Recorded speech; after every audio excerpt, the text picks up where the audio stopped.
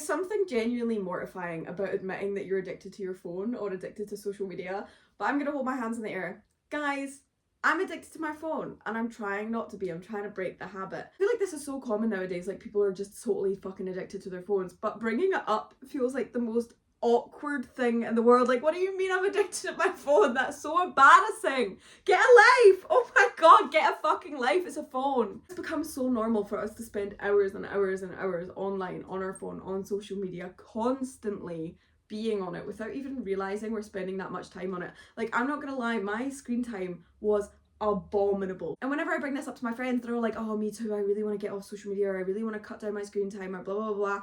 What are we going to do? How are we going to make that happen? This video, I'm going to talk about the dangers of social media addiction, particularly when it comes to children and young people and the effects that has in their real life, because social media and the internet do impact real life as well as vice versa. How are we going to get off it? What are we going to do to fill our time? And the struggles of doing that, because I'm not going to lie, embarrassingly, it's hard and I'm struggling. First of all, I've got some statistics about phone addiction, particularly when it comes to children and young people. So this is from the UK Parliament website. And it says that children and young people who spend 3+ hours on social media are at significantly higher risk of mental health problems, up to 27% more likely than those who don't have social media. And the reason that that is concerning is because, according to Barnardo's, which is another charity, 86% of 9 to 16-year-olds are on social media in some way, shape or form. And the average screen time from 5 to 15 years old is 5 hours and 24 minutes on a screen, excluding 7 or 8 hours at school and 8+ hours sleeping. That's like most of your free time. That is scary as fuck when you look at the implications of that, particularly when it comes to children, young people and their development. Now, I work with children, and obviously with a social media ban coming up, some of the older kids who are maybe like teenagers, they're in secondary school, I asked them, I was like, what do you guys think about this? Like, what's your opinion?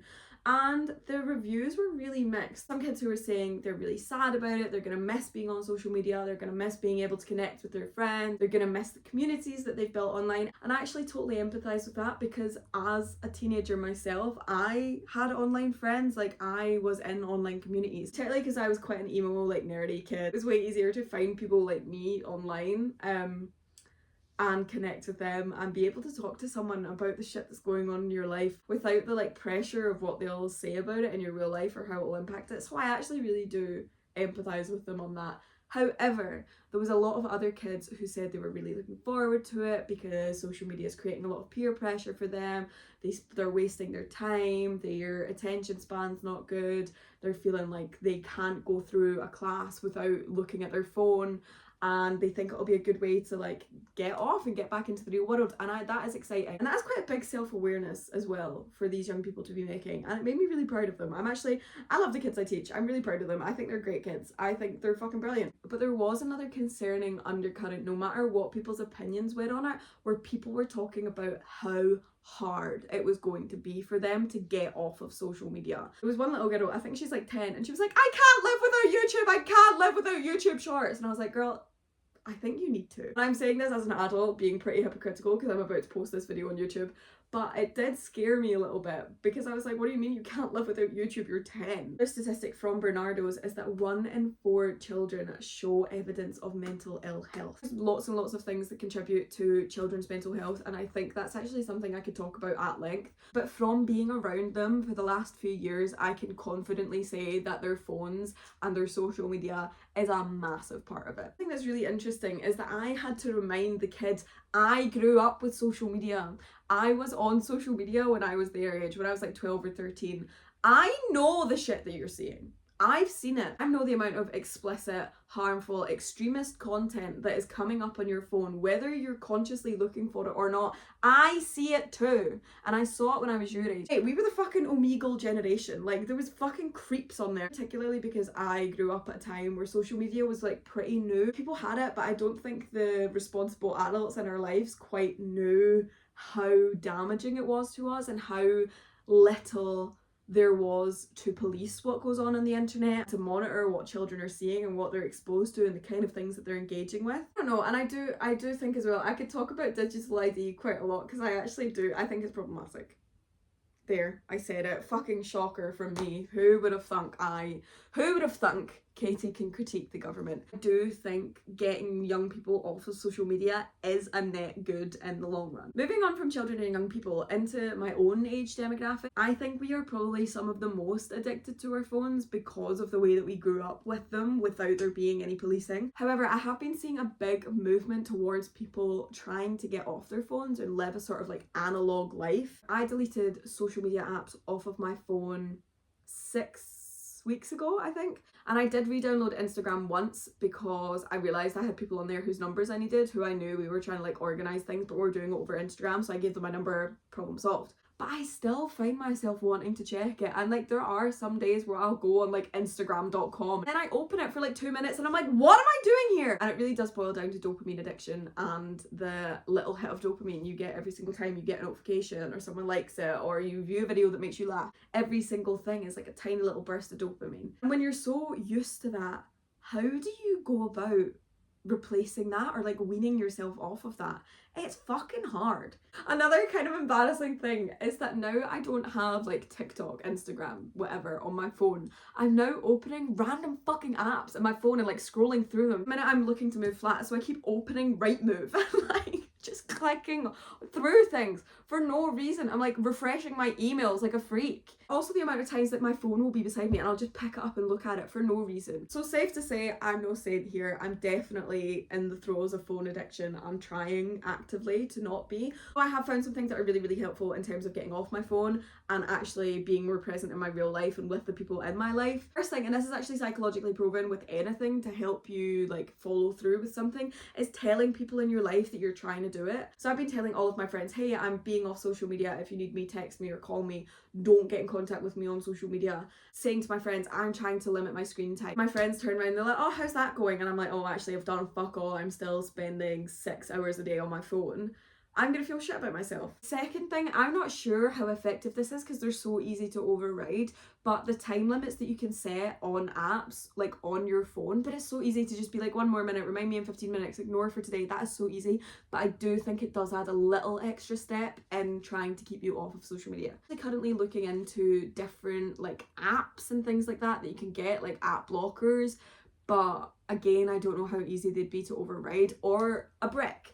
I've seen a lot of people talking about brick. I don't think phone addiction is seen in the same kind of way as like other addictions that are more conventional or more traditional that we know more about. Because when people seek help for those things, no one's ever really judging it, but to like actually use a tool for a phone addiction feels like really dystopian, and I think it is, but I do think if that's where you're at, you should use what's at your disposal. Another thing, my mum does this and she says it's helpful. She's always been the kind of person that like never takes her phone anywhere, but when I mentioned to her that I think I'm addicted to my phone and like the amount of times I pick it up and stuff like that, she started noticing it in herself and she sort of said to me, oh my god, I picked my phone up without even realising. So she has started putting her phone into grayscale. I haven't done that, but I do actually think it's something I'm going to implement because my mum says it really helps her. The thing that I've been really, really enjoying is a little phone call. Easy to be like, just see your friends in real life, and that is actually a big thing of something I'm trying to do, but it's hard, particularly because I don't live in the country I was born. So I have a lot of friends back in Scotland who I can't just like pop down to the pub or down to the park and just hang out with them. Scheduling phone calls, scheduling FaceTime, rather than just like sending each other memes or like liking each other's stories. Also something that I've been doing, I'm so nosy, so I've been asking my friends to send me, they're gonna post a picture on their Instagram story or post it on their social media. I'm like, guys, can you just send them to me? Like, if you're doing something, I want to know what you're up to, because I'm so nosy. I think with social media there is that thing of like, oh, what if I'm out the loop? If I'm not there, like I won't be able to see what people are up to, I'll miss out on things. But actually the people that are important to me in my life, I'll just be like, send me a picture, and they do. That's great, and it feels way more personal for someone to actually like directly reach out to you and be like, oh hey, this is what I'm doing today, here's a picture, what do you think? Now that I'm off social media, what am I gonna fill this time that I didn't even realise I was spending on my phone? Like the amount of time I'm like, oh, my day is really long. What am I gonna do with all that time? Actually, I'm gonna show you guys what I've done today. I got this colouring book. This is £1 from Poundland, by the way. Shout out Poundland. I've been colouring in. Look how cute this is. Oh, my bed. My bed is badly made. It's so squeaky. So finding things that have nothing to do with screens to do with your time, whether that is playing cards, whether that's writing, whether that's reading, whether that's colouring in, getting outside, doing some exercise, meditating. Big on meditation, guys. I will always recommend it. Look at my guns. Sorry, distracted myself. Let me flex. I always recommend meditation to people, and it's something that I know people can get a little bit like wary about. It can seem really up itself and quite pretentious, but genuinely taking like 5, 10, 15, however many minutes, just get present with yourself and actually just like connect into your mind and your body and your breath is invaluable. Discovering hobbies. What do you actually like to do? Something I really have been getting into a lot is the ice cream fans outside. Really like doing is reading and writing. So I've been spending a lot of time doing that, which is great, and I'm having a great time. Now I say I'm off social media. This is kind of a contradiction because I did download Substack, and at first I really liked it because I was seeing loads of articles that I really liked. I was writing articles, but there's parts of it that I'm like, I don't want to be seeing short form video on Substack. I just want to be reading essays. So after being on Substack for like a week, I'm not sure about it. I do like having an outlet for writing. Something about the encroaching like really short notes and the pictures and videos, I'm like, I don't know about that. And another thing, I'm not demonizing all screens all the time. So I am trying, when I am sort of like on social media or on my phone or watching something, I'm trying to make it long form content rather than short form content. So things like YouTube, things like podcasts, things like watching TV shows or films. And when I'm watching them, making sure I'm not doing anything else. I feel like a fucking iPad baby, but when I was like eating my breakfast or something, I'd just be sitting like watching a video. I don't think that's a good way to set your brain up for the day. As a quick recap, tell people you're getting off social media. Use any sort of tools you can to block social media and limit your screen time. Rediscover hobbies, find the things in real life that have nothing to do with the screen that you enjoy doing or that are a way to relax yourself. They don't even need to be like particularly grand or exciting. Like just colouring in, that is a nice way to spend 45 minutes rather than just mindlessly scrolling. And if you are going to consume content, sort of making a move towards long form, I feel like is a general good move. But who the fuck am I? And the last sort of section of this video I wanted to talk about was how hard it is to live your life offline, particularly when, okay, I'm self-employed. Marketing yourself, looking for job opportunities or looking for connections with people or like just keeping interest in your business and in your services is so hard. I'm posted on social media in probably almost 2 months, maybe more. And I still get like brand partnership emails. I still get people offering me things, people asking me to do paid reviews. It's hard because obviously I don't want to give that up, but I don't want to go back on social media. I'm a yoga teacher, and a lot of times when you're like trying to get a new yoga class or you're like applying for a studio, they'll be like, what are your socials? Because they want to see you practice. This is another thing. I could talk about yoga and social media quite a lot. Filming yourself doing yoga, which is like a spiritual practice, almost feels like really like two magnets that are like this.